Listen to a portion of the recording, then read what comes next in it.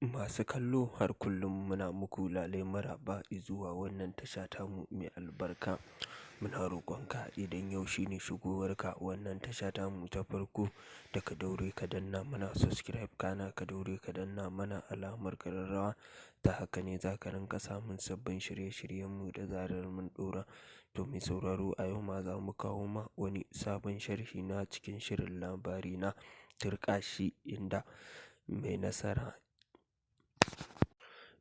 mai nasara ya tsaya a gaban kotu yana neman haƙƙin mahaifiyar Maryam, inda mahaifiyar Maryam ta yi matuƙar ƙoƙarin ganin yadda za a yi ta kai shi kotu domin ya sakan mata 'yarta. To mai sauraro sai ka gyara zama ka ji mu da cikakken rahoton namu na wannan safiyar yau. Babu shakka a yau za ka ji yadda tsakanin mahaifiyar Maryam da kuma Al-amin mai nasara, inda mahaifiyar Maryam ta shigar da Al-amin ƙara domin ya sakan mata 'yarta sabida abubuwan da suke faruwa. Ta gaji da wannan lamari.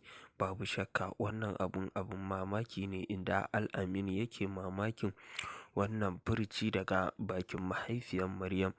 Babu shakka Maryam tana matuƙar ƙoƙarin ganin yadda za a yi su zauna lafiya da kuma farin ciki tare da mahaifiyarta, amma bijirewa umarnin mahaifiyarta da ta yi hakan ne ya ƙara mata ƙwarin gwiwar cewa sai ta kai Al-amin kotu domin a tuhumi kotu ta ba da dama ya saki Maryam a nan take, inda mahaifiyar Maryam ta yi alkawarin cewa ba za ta koma gida ba tare da 'yarta ta ba, wato Maryam.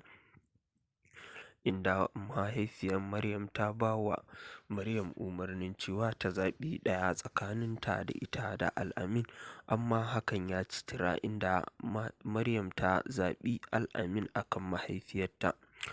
To mai sauraro me za ku iya cewa game da waɗannan abubuwan da suke faruwa a cikin wannan shahararren shiri na labari na?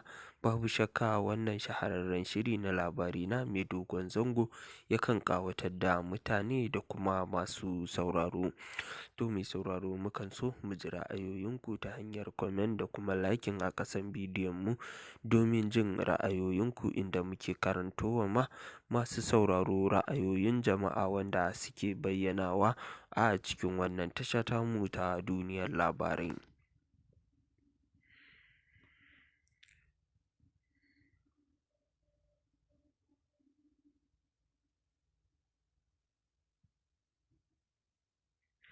To mai sauraro kada ka sha'afa, kada ka manta da jin wannan sharhi daga wannan tasha tamu ta duniyar labarai. Muna roƙonka idan yau shine shigowarka wannan tasha tamu ta farko da ka daure ka danna mana subscribe kana ka daure ka danna mana alamar ƙararrawa. Ta haka ne za ka rinƙa samun sabbin shirye-shiryenmu da zarar mun ɗora a cikin wannan tasha tamu ta duniyar labarai.